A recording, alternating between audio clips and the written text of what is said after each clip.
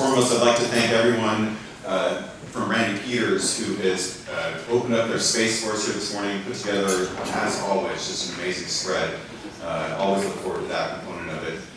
But also like to point out that our joint meeting today is for all of our local chambers here in South Placer. That's Roseville, Rocklin, Lincoln, and sometimes we even get visitation from Auburn and Loomis, and one time even Forest Hill. But it's a joint meeting open to the entire business community here in South Placer, and all of that is sponsored by Placer County Association of Realtors. So with that, we're going to go ahead. Placer, PCAR isn't available to be here in person to give a personal update, but they put together a video for us to watch, so we'll go ahead and get that kicked off while you guys are doing breakfast. About how PCAR serves you and our communities. My theme for this year was inspired by the resiliency of Placer County Association of Realtors. The theme is individually we make a difference, and together we are PCAR strong. PCAR is a membership-based real estate industry association with over 4,000 members, and in fact, our membership has grown by over 5% over the last 5 years. Our mission is to be the leading advocate of the real estate industry, to enhance the realtor image, to promote professionalism and ethical standards, to provide members with education and resources, to serve the communities in which we do business, and to build valuable alliances locally and statewide to promote private property rights. To accomplish these goals, it is important to have great leaders behind us, and our organization continues to be led by an outstanding group of board of directors. In addition to our board, we also have 13 committees led by top-notch committee chairs and members. As a realtor and affiliate-based membership organization, we get asked quite frequently, why is it important to hire a realtor? And what defines a realtor from a real estate agent? Put simply, a realtor is an accredited member of the National Association of Realtors and is held to a nationally recognized level of standard. These include ethics, professional network, educated negotiators, and client support. In addition, PCAR boasts a large range of affiliate members who work with our realtor members during various points of the transaction and who are committed to keeping our industry professional, one deal and client at a time. Since our inception, we have contributed over $500,000 to local charities.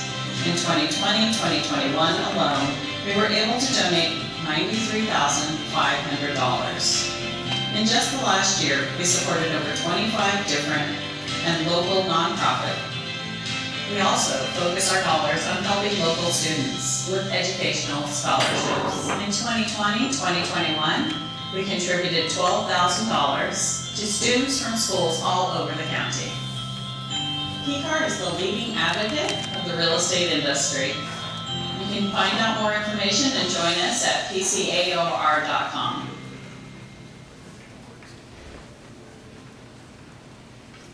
You can clap and I'll tell them you loved it.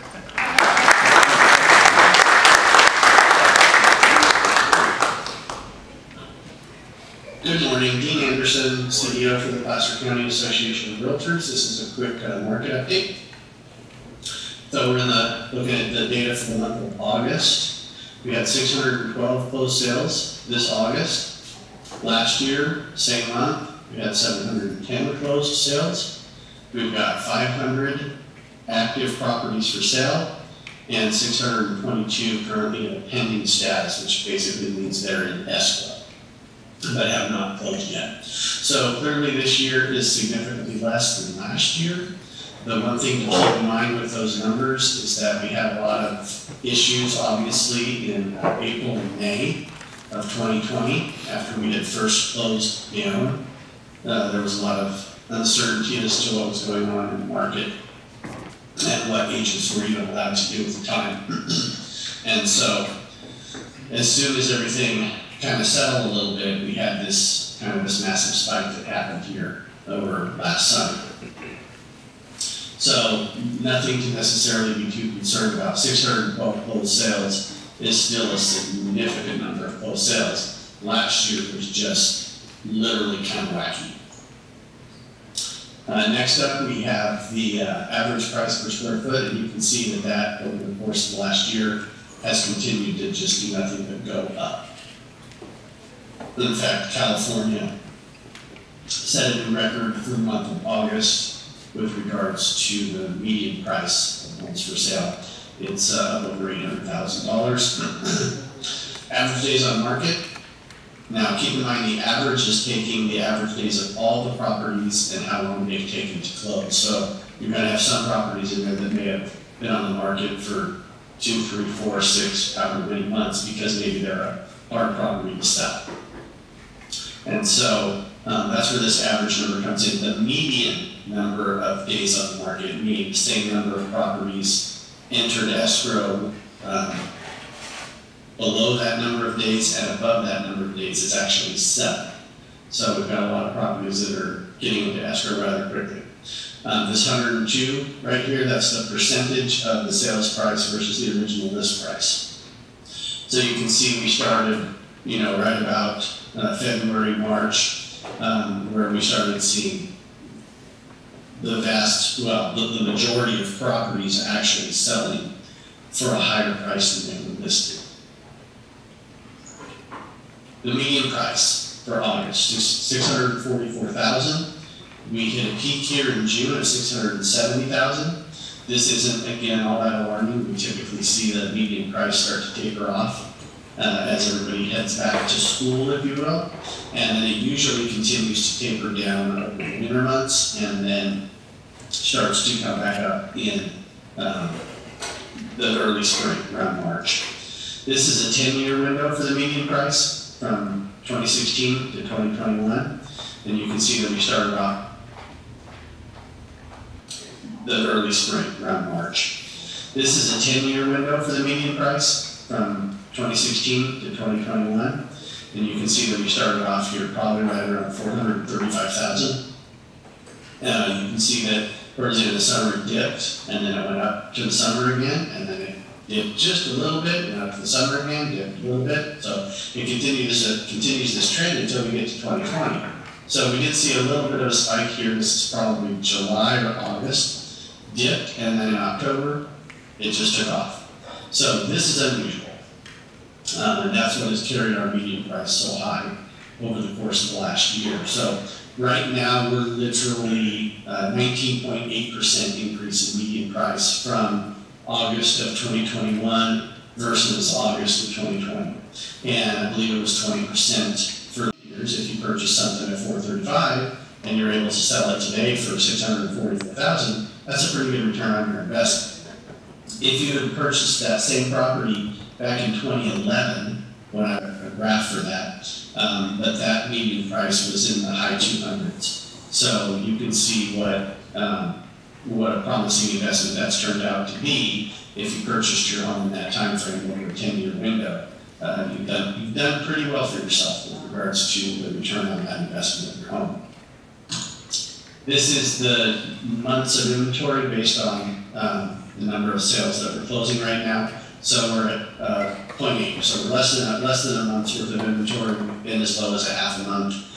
A lot of the properties that are getting listed each month are actually selling in the same month that they're listed. That's why we're actually closing more homes every month that are actually available for sale right now, which is kind of interesting. From a standpoint of what's going to come in the future, what's the future look like, we are hearing from both the state and the national level of the associations of realtors that it does appear that the market is cooling a little bit. Everybody's kind of hoping that it'll return to a little bit more normal, but normal in terms of today is kind of like what was going on in 2019, where there's still an inventory shortage. We haven't seen, a normal market is usually 3 to 6 months worth of inventory stock, and we haven't seen that in a significantly long time. So I don't think we're going to return to that kind of a normal. We may return to where we see over a month's worth of inventory, maybe because the prices are as high as they are now. It may push some buyers out of the market. There's also some buyers fatigue, where they've been looking for so long and trying so hard to get a property in escrow to get a deal, and they're just getting outbid. And so some of those buyers are leaving the market. With regards to interest rates, there's a little bit of uncertainty there as well. Some concern that those rates could go up. They appear to be holding steady at the moment. Don't really know what the future will bring there. Some of that has to do with what happens with the market and just what happens in general with the financial picture for the United States. So that's kind of where we're at the moment. Still a strong market. It's a really good time to sell. It's also a fairly decent time to buy because the interest rates are still so low. So if you're in either one of those camps, the recommendation would be don't wait. And that's it. Thank you very much. Good job, Dean.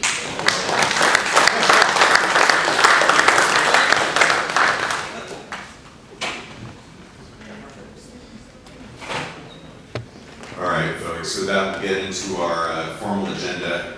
We've got a panel of folks here this morning to talk about the non-residential market here in South Placer region and maybe even Greater Sacramento as we get into their presentations. But someone to speak to the office market, the retail market, as well as the industrial market.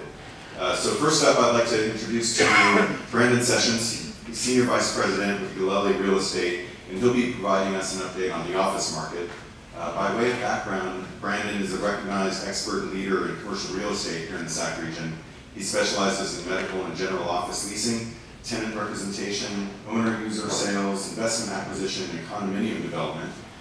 He successfully manages a client portfolio, including several small business owners, dentists, surgical centers, and regional developers. And so with that, I'd like to introduce to you Brandon. We'll get his presentation rolling. Brandon, thank you very much for being here. Appreciate it.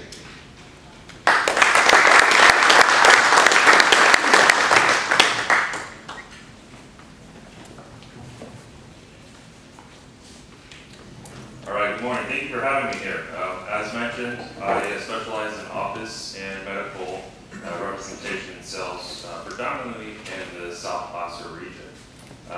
So kind of the new question with regards to office is office dead? The good news is I think we're all starting to see some more cars in the parking lots of office buildings. But the bad news is those parking lots are half full at best. So I'm going to go over a little market overview, give you some, and talk about the active businesses that are looking for real estate right now, and a little bit thoughts on the future for office and medical. Due to the current market conditions, I'm mostly going to talk about the Sacramento region in general, not just specifically Roseville, Rocklin area. Reason being is kind of everything is about the same throughout the region. Additionally, I'll have some slides up here to provide some perspective on the current market versus the Great Recession. Most of these slides will go back to the year 2000. I graphed the Sacramento region compared to the United States averages for reference. And all the data includes office properties over 10,000 square feet and all quality types. So vacancy rates. The office market is slowly showing signs of recovery. The vacancy rate right now is around 10% and has been holding there for about 3/4. Most of the space that is on the market is from firms downsizing or converting to more of a hybrid real estate strategy. There's currently about 15.2 million square feet of available space, or about 14% of the office market. Available space is on the market, vacant space, there's no one there. For a Roseville Rocklin market, specifically, the current vacancy rate is about 12.5%, and the available rate is near 18%.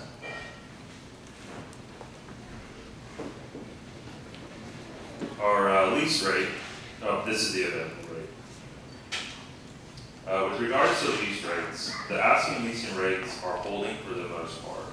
To entice tenants to lease at their building, landlords are offering concessions such as free rent, higher tenant improvement allowances, and some food allowances. As you can see from the graph, the Sacramento region is very affordable compared to the national average. Landlords' biggest challenge right now, other than demand, is tenant improvement costs. So generally speaking, in an office building, a landlord will do an improvement for an office tenant, and that's included in the lease rate. Let's see, just some general construction costs, how much it's gone up over the recent years.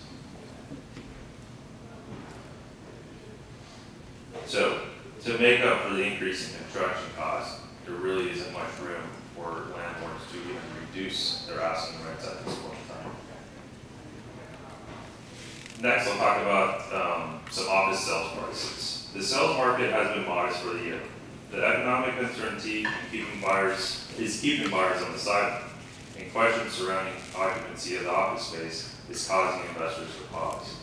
Total sales for the year is $341 million for the region, which is within the norm. Traditionally, though, buyers of Sacramento office products are usually local. But since the beginning of 2020, most active buyers have been from outside the region. These outside buyers indicate confidence in the region's underlying fundamentals and position for growth. Next is sale price. The average transaction price is about $188 a square foot, compared to the 5-year average of $176 a square foot. So we're doing pretty good there. Next, I'll talk about construction. So Sacramento has seen very little large-scale office construction over the past 10 years. Most of this construction has taken place as build-to-suit, with various government agencies slated to occupy the majority of the 2.7 million square feet under construction right now. The 3 largest of these projects are located downtown. There will be future impact downtown on vacancies, as the state will be leaving their current buildings and moving into these newly constructed ones. The good news is the lack of speculative construction in the pipeline is a stark contrast to the past cycle we had. Overbuilding was prevalent prior to 2010, which left us with excessive supply in the last cycle. A lack of construction has positioned Sacramento for a quick turnaround relative to the financial crisis. Next, I plan to talk about some current activity. So large corporations right now are stagnant or downsizing. Most of the local activity we're seeing right now are smaller regional operations. They would include CPAs, financial advisors, attorneys, real estate companies, and the likes. These groups are generally looking for under 5,000 square feet. We are seeing a high desire from local businesses to purchase their real estate. These companies have a good idea what their future holds with regards to office space. Depending on the building they are in or who the ownership was, some may have been locked out of their buildings for COVID prevention reasons. Some also, for government reasons, were not allowed to occupy their office, but still had to pay rent. While future lockdowns could happen again, some would rather pay down their mortgage on their building versus paying on landlord rent. Also fueling the desire to purchase are low interest rates, and the banks are getting very aggressive to lend to financially stable businesses. While lenders have tightened their lending requirements, they are offering incentives that we haven't seen in a while, such as paying for appraisals and no bank fees. The SBA essentially wiped out loan payments for 6 to 9 months during the shutdowns, automatically with no payback requirements. Those who also received new loans prior to September 1st didn't have to make loan payments for a certain number of months. The biggest challenge we see right now for purchasing is lack of inventory. Even though prices are at all-time highs, the demand is there, but the inventory is limited. With no new construction in the works, this is going to be the case for a while. Medical practices right now are very active. Whether it's a single doctor practice or a large corporate practice, their desire is also to purchase, and they'll consider ground-up construction. Activity for medical practices was strong prior to COVID and has really picked up in 2021. One of the reasons medical practices prefer to purchase is because their construction costs are so expensive. Some have specialty equipment that also have to be built, that are built around, which makes it very hard for them to relocate to another building. These costs are best to be amortized over the long term, over 10 to 15 years, so it makes the most sense for them to own the real estate. Lenders have been very aggressive in lending to medical practice as it relates to real estate. even offering some zero money out of pocket. The biggest challenge for medical practices is also the lack of inventory. For both small and large medical practices, there is a lack of inventory to purchase and also to lease. This has been a problem for many years. So looking forward, we're going to continue to see strong demand for medical real estate. With the number of people moving to this area and as quickly as it's happening, there's going to be continued demand for medical services. I expect to see more smaller private medical practices. We're seeing practitioners looking to open up their own practice, or even multiple practitioners coming together to form small medical groups. The future of office space is yet to be determined. Large corporations will make the biggest impact to our vacancy rates. Large corporations who plan to return to the office keep pushing those dates back due to the different COVID variants. I can see a significant number of businesses reducing their space requirements by about 25 to 50% immediately. I do believe we'll see an increase in businesses requiring their employees to return to the office in a few years. I believe over time we'll see productivity and creativity decline with the work from home model for a lot of businesses. There are those who can work from home and be productive, but I would say most who work from home aren't as productive. We're seeing businesses relocating or expanding to the region from the Bay Area in Southern California. Since people in town base are already moving to this region, I believe that the trend of businesses living to this region will get stronger. I believe workers who previously did long commutes are no longer going to want to do those commutes in the future, or there'll be a lot less. For those who work for large corporations and move out of the area, it is likely that the company will adjust their pay based off cost of living for the area they live in. The businesses that need creativity, collaboration, culture, and such will have people come back to the office a few times a week at minimum. It's unlikely we'll see any new office construction for many years, except I do expect medical buildings to come to the market. Except I hope to see more medical buildings come to the market sooner than later. So, in conclusion, is office dead? At this point, we're kind of still to be determined, but I do expect that we'll see some more medical buildings here pretty soon. I think that this time, I'll take a few questions. There's time. Certainly, we've got some time for questions. Yes. Anyone here got questions for Brandon? I can bring the mic over. Anyone?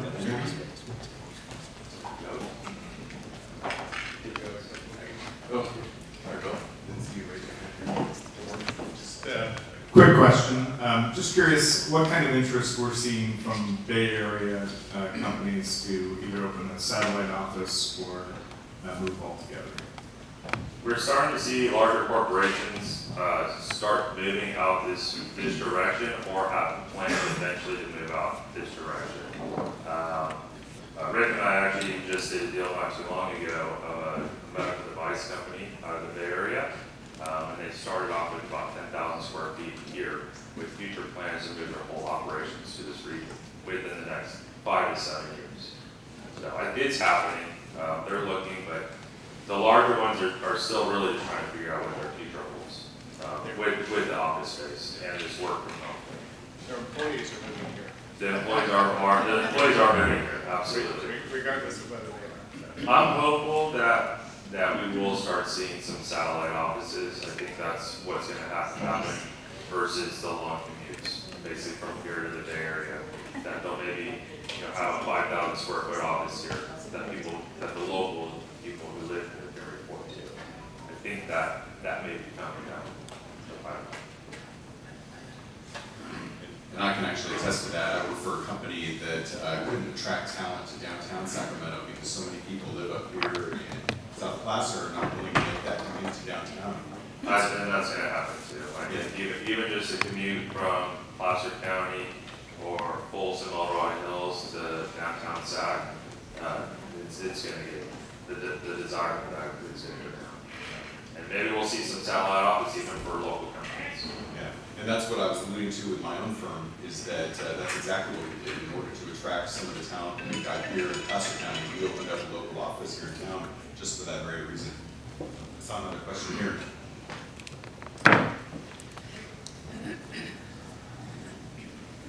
With the commercial real estate business, obviously, because of long-term leases, you know, you have a little bit of time to work things out. But what is the probability or even the possibility that we might have to repurpose some of this real estate, commercial buildings into, you know, industrial use or something like that? Is that a likelihood at all? I don't think it's a likelihood that office space will go to like an industrial, but we are already seeing those traditional office space being converted to medical. At kind of all sizes. We're working on a building right now in Roseville, 42,000 square foot office building. It's been vacant for 15 years plus. That is going to be medical. That's right now slated to go 100% medical. So I think we're going to see more of these buildings converted to medical uses with the demand. Roseville also recently, City of Roseville used to have the highest parking requirement for medical buildings. So previously, medical would require 6.66 parking stalls per 1,000, where office is like 4.4 per 1,000, and they just reduced that requirement to 5 per 1,000, which is the same requirement for Rocklin. So that's going to help with us converting some of these buildings, at least locally, to Roseville. Over here in the corner, can you project? Yeah, I was just wondering, is there any solid data to support that the work from home model will become more of a trend? Well, it's a trend right now. So I think we will, you know, and we haven't necessarily been there for that long to, I think, really see the effects of culture, the effects on culture, collaboration, and the creativity. But I think it's going to start coming here pretty soon. But I haven't seen any real data on that. And some businesses have been able to internally work through that. They can log in and see the number of hours that they're working and how to be productive. But that may be a large company that has the ability for that software. Your local, smaller business may not have the capability for that kind of, pay for that kind of software. Probably depending on the segment of business also. Yeah, depending on, yeah. I have a question, but it might be economic development staff from the City of Roseville that's here. So with what we just heard from office converting to medical and requiring, the parking, is economic development working in conjunction with the planning department to make sure that we can accommodate these types of changes and what we need to do to be proactive and not reactive to what's happening with the market? Yeah, absolutely. And one of the projects he just alluded to, the 40,000 square foot building, I worked with, good morning everyone, Wayne Wiley, City of Roseville Economic Development Manager. And so yeah, I think it's critical that economic development work in coincide with the planning department's goals of helping assist businesses like this. And the project that he just alluded to, the 40,000 square foot building, economic development wrote a letter in support of lowering the parking reduction, or lowering the parking requirement, allowing the parking reduction to accommodate that use. And so I think as we move and we see kind of this trend happen, there's going to be more collaboration between departments and advocacy for the economic development program. I'll just interject a little bit on that. And we've done conversions from office to medical in the City of Roseville over years many times. And the City of Roseville has, they have a plan in place to do so, have the parking reductions. There's a fee for it and all that kind of stuff, but overall, it's a pretty easy process to go through. It's more or less documenting that you don't have a parking problem and that you're going to make a bigger bad parking situation or even worse situation. So they have worked in the past pretty well with doing those conversions. So I just probably expect to see more of those coming down the pipeline. Thank you. Brandon, thank you very much for your time this morning. Your insights valuable. Kevin is an experienced experienced leader in the commercial real estate sector here in the Sac region, and he's excelled in several aspects of his industry.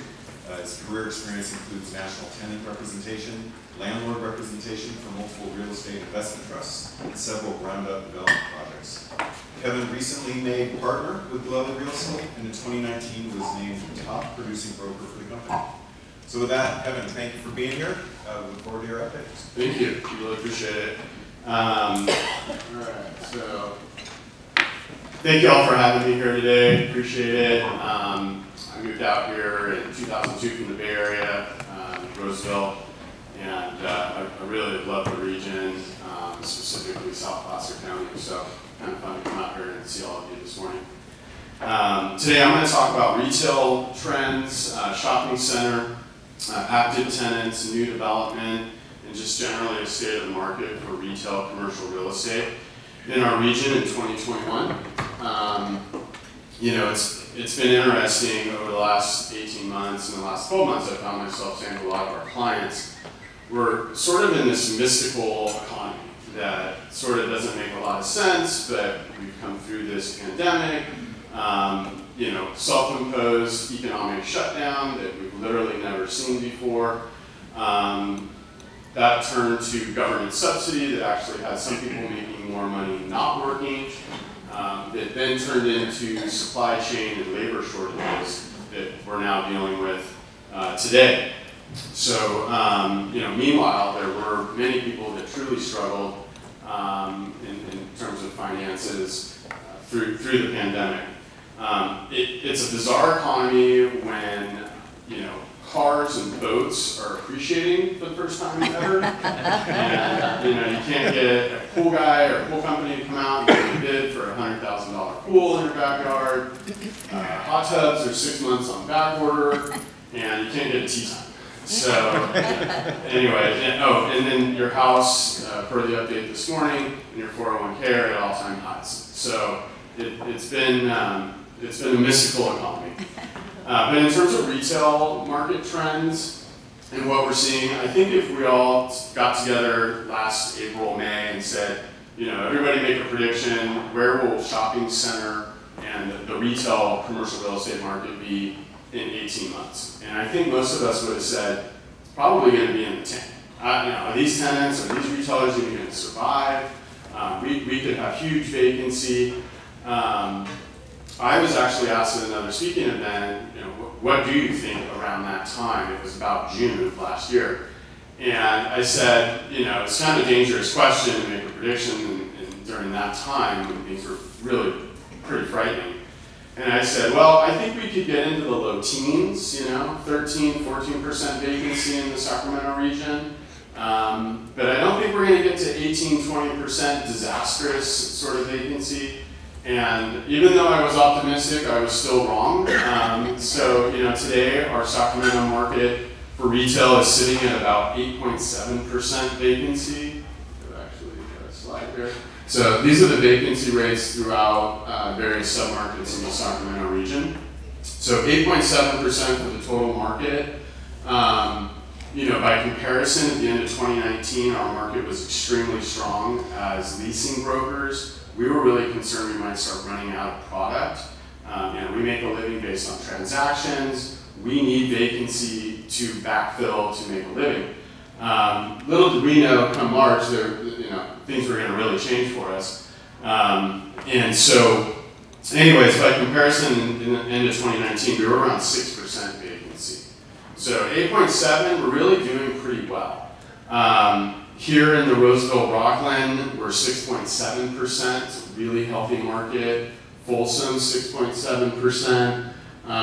You know, you look at Elk Grove is one of our strongest submarkets, 3.1% vacancy. I mean, this is vacancy that exists in, like, you know, San Mateo County, mature markets where there's nothing to build. And when vacancy comes, they want to immediately convert it to residential.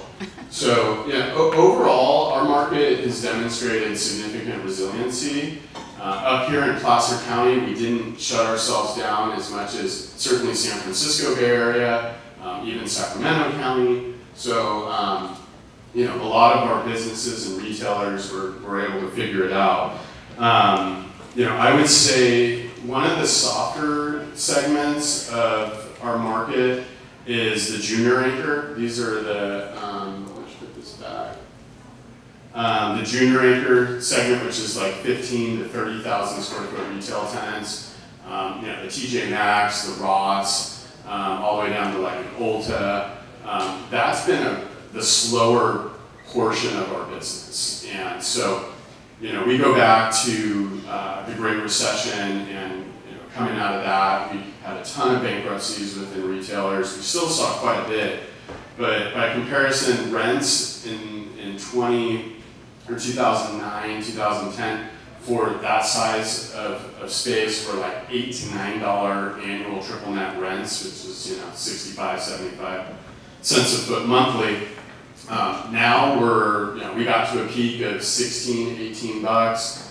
Right now, we're, depending on the quality of the space, we're floating around 14 to 16 with, you know, if you do have ground up development, you're going to be in that 18 bucks a foot range. But we're seeing deals happen up in those rents. So again, surprisingly strong. Our pad and shop tenants, which are, you know, are inline and the buildings out on the out parcels, those rents are back to all-time highs in the market. $275 a foot up to, you know, $325, $350. So it's really interesting that we're only maybe 9 months out, maybe 12 months in terms of a recovery that we started to see in the fourth quarter of last year.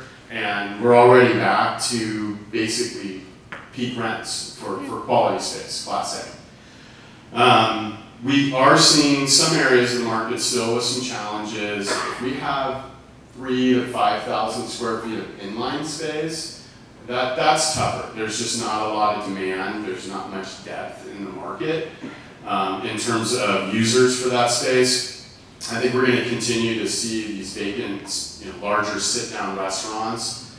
They're going to sit vacant for a while. That's going to be a challenge. State of California is not an easy place to run an 8,000 square foot restaurant with, you know, 150 employees. So Sizzler, Outback, Applebee's, you know, all these buildings, they're going to sit for a while. That's where we'll see the challenges. But in terms of if we get a 2,000 square foot second generation restaurant space back, we're seeing offers immediately. And some even where they think there could be trouble, we're getting unsolicited offers. So it's pretty remarkable in terms of optimism, the demand that we're seeing right now. You know, we have, for example, the former Chili's / former Broderick's restaurant building here in Roseville. The University of Georgia just signed a lease there. So we'll see how those guys do. But you know, we always somewhat half joke, it's like, it takes some guts to sign that lease and say, I'm going to be the third guy or the fourth guy, and I'm going to make this work. So you know, on the sales side for retail, we're starting to see more product coming to market. Historically, for the last 5 years, most landlords and owners were saying, let's just hold, things will get better, you know, things are improving. So we're finally starting to see some product go to market. For example, we have a shopping center we've leased for 15 years in Folsom, and it's a big power center, Sam's Club, REI, Staples. It's up on Highway 50, Iron Point Road at Bidwell. It is Class A real estate. At one point, we had a vacancy for like 6-7 years, 100% leased, which is very rare. That ownership, you know, it's mostly apartments, asked us to sort of take it out quietly, or other institutional grade clients. And 2018 through 2020, certainly nobody would touch it. All the institutional buyers were grocery anchored shopping centers. That's all we're looking at. Daily needs.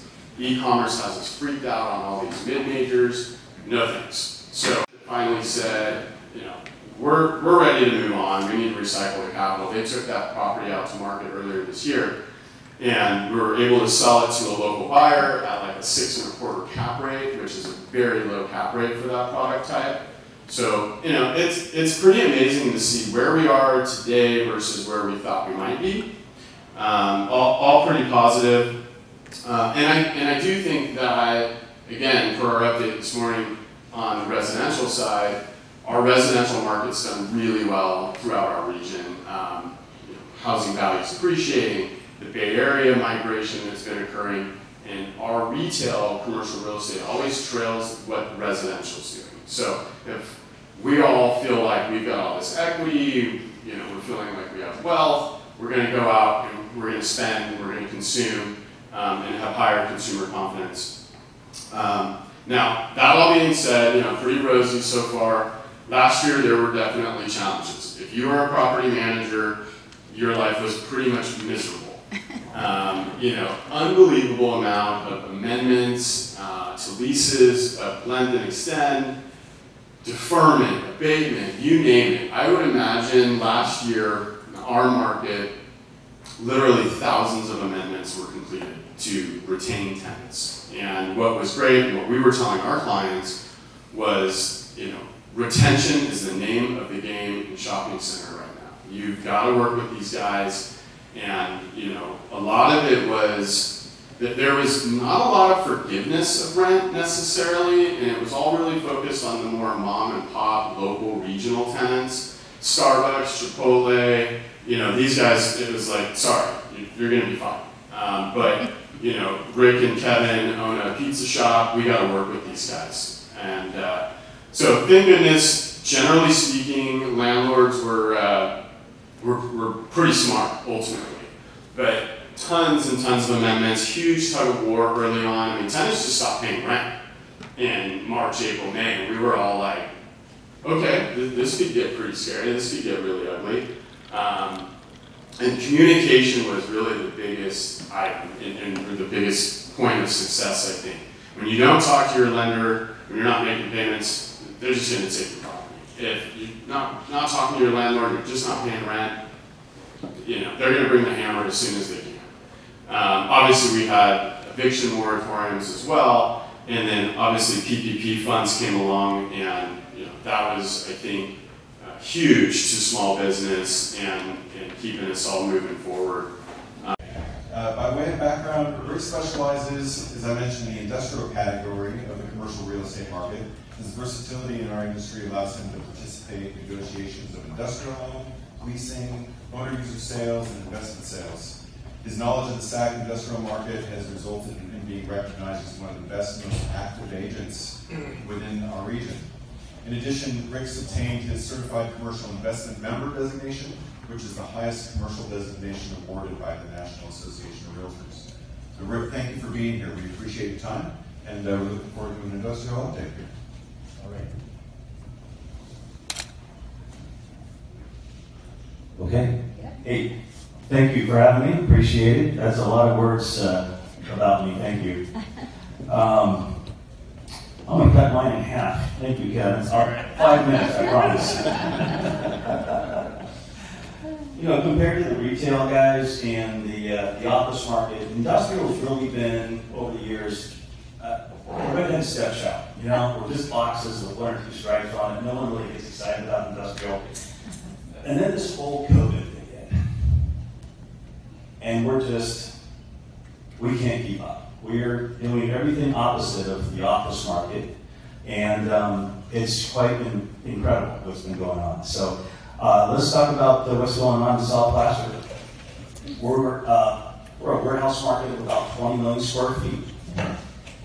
10 years ago, we were 18% vacant, and today we're at 3% vacancy.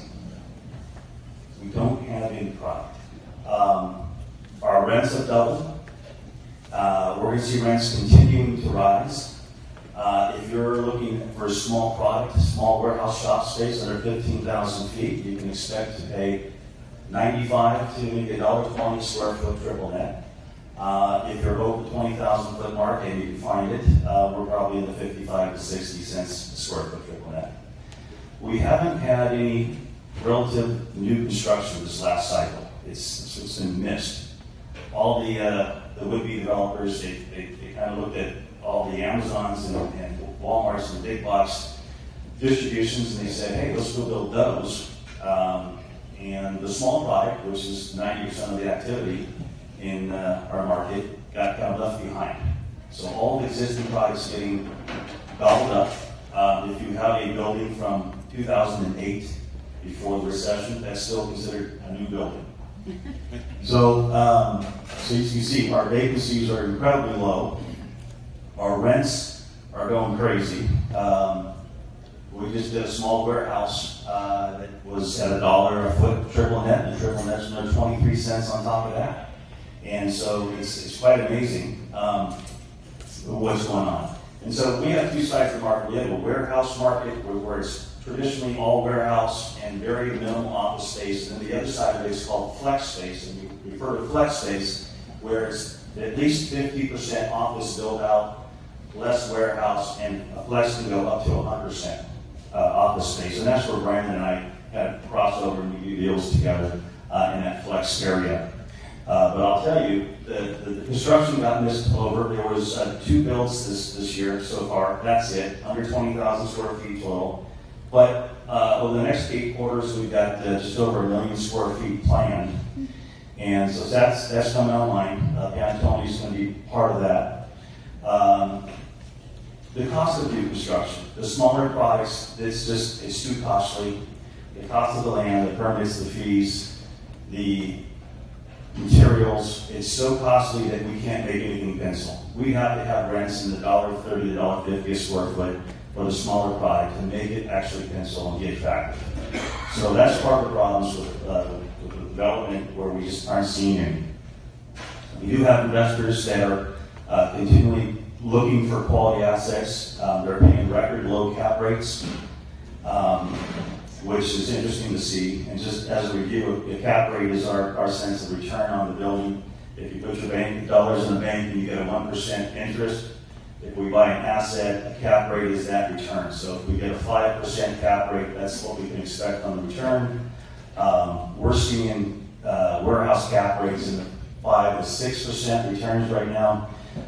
If you're in the Sac County market, they'd be a little bit higher, maybe 6.5, maybe 7 on a cap rate basis.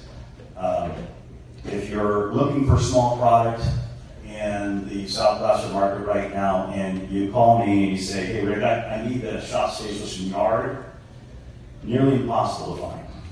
I mean, my first response is, I'm sorry. So, but we'll change that. It's very active. Everyone's busy. Everyone's looking for more space.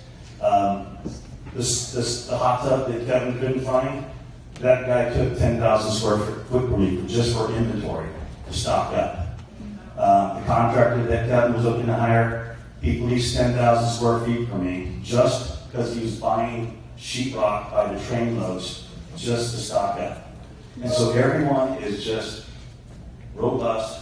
They're busy. Manufacturing, they're busy. They can't find employees. That's the biggest thing I hear over and over every day. I can't find good employees anymore. I talked to probably the first of the month, a manufacturer here in Roseville, and he said, Rick, I've got 76 openings right now, and I can't find any. You come here and you can fog a mirror, I will hire you. And that it was just, and I hear that every day. So that's really one of the shortages we have. Besides, we always hear the product and the delay, and but the employees is a big part of that. So let's move over to next slide. It's let's talk a little bit about sales, warehouses. If we look at the South Placer market right now, we currently have 4 warehouses on the market for sale. All of South Placer, 4. If I look on the flex side, we have 6. So we have 10 buildings existing right now for sale. That's it. Year to date, we've had 22 sales of warehouses total. South Placer. That's it. But we're getting record numbers. The prices per square foot are incredibly high. If you look at the chart, I'll explain that spike here in a moment on the next slide. But we're seeing so far this year anywhere from a low from a $70 a square foot rate up to $202 a square foot. And the 202, we measure square foot by the roof coverage.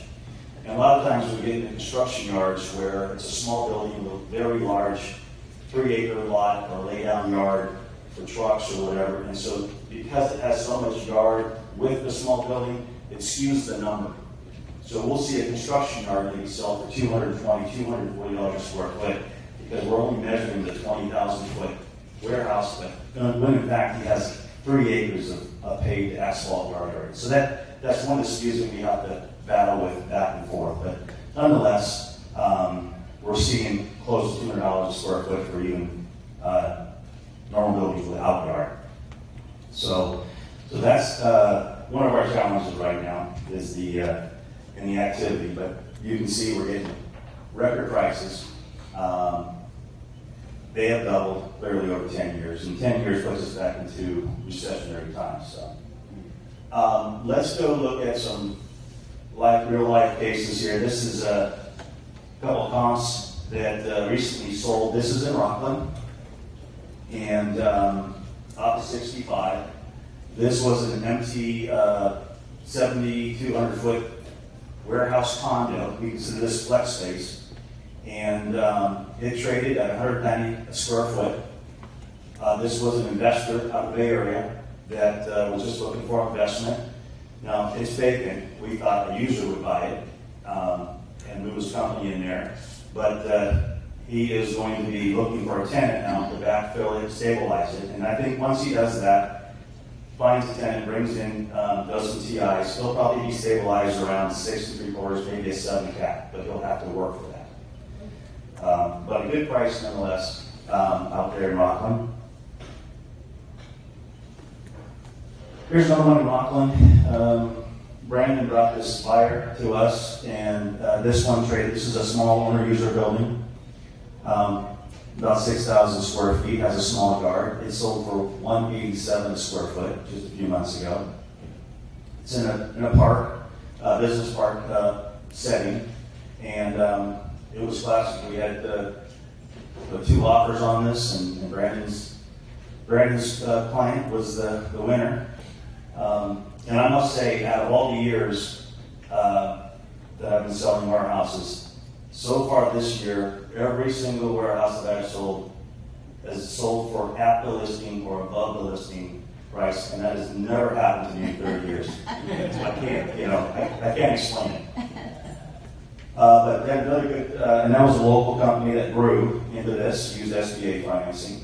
So good growth, this is what we want, this is what we like. This is in Roseville.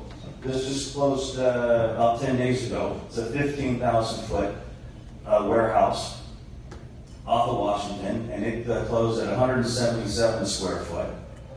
And this was a Bay Area machine shop that was looking to come to market, so they looked around and settled on this one. Again, we have good pricing, owner user, and out of the area, company moving their folks here. So another good story. The last one here is the anomaly. We all know who this is. And you remember that spike on the last graph that had this huge line? Well, it's their fault. This was an incredible story. So Panatone builds this for a build-a-suit for Amazon, and Panatone's doing this all across the country for Amazon. And he's got one guy that literally goes in and travels every week setting up deals with Amazon so Panatone can build them for him. But this is a 150,000 footer. Amazon comes in and it sells as a leased investment for $375 a square foot. And we're all scratching our heads like, what the heck? And so you start breaking it down. They have a expansion land next door, so that's part of the sale. So again, it reflects on the price per square foot. They also have a very large parking area for employees. So there's a lot of land that goes with this, and that's part of the scheme. But when Carl put this on the market, they had offers literally all across, dozens and dozens of offers all across the states. There's a group out of Florida that ended up being the winner to buy this. And as we talk about cap rates, and we're around the 5 to 6 here, and maybe 6.5. The cap rate on the Amazon deal was 2.6, and they had multiple offers. So great example of a stabilized asset, kind of where we're going as an economy and what we think about Amazon and some of these distributions. So little on the crazy side. So I think you know, the companies that they can't find the space, they're frustrated, they're growing, and so then we look for land and then we go build it ourselves. And right now we would expect close to 2 years if we started today, process it through the planning, and if it doesn't take 20 months, it might take 24. So that's always something in consideration. But to get new construction, we'll build it the way we want it. And so that's where companies are turning to if we can't find existing product and tweak it to make it our own.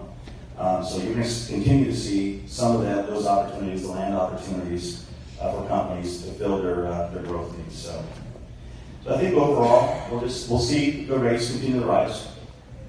Vacancies are just going to stay tremendously low. The price per square foot on sales is still going to be trending up. We're going to be hitting 200 a lot more.